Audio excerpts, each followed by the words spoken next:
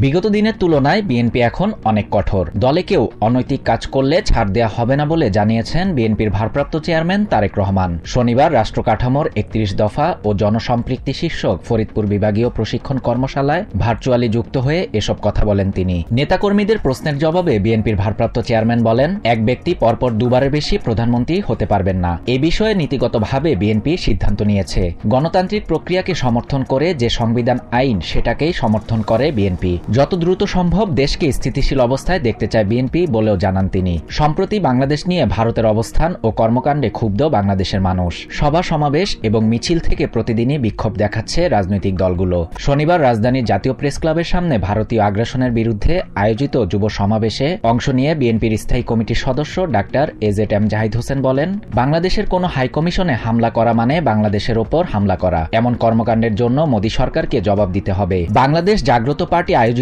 আরেক অনুষ্ঠানে অংশ নিয়ে ভারতের বাংলাদেশ বিরোধী অবস্থানের কড়া সমালোচনা করেন বিএনপির ভাইস চেয়ারম্যান শামসুজ্জামান দুদু। তিনি বলেন, ভারতের কাছে গণতন্ত্র শেখার কিছু নেই। একই দিন জাতীয় প্রেস ক্লাবের ভেতরে এক আলোচনায় অংশ নিয়ে সংকট সমাধানে আবারও নির্বাচনের তাগিদ দেন বিএনপির স্থায়ী কমিটির সদস্য ডক্টর খন্দকার মোশাররফ হোসেন।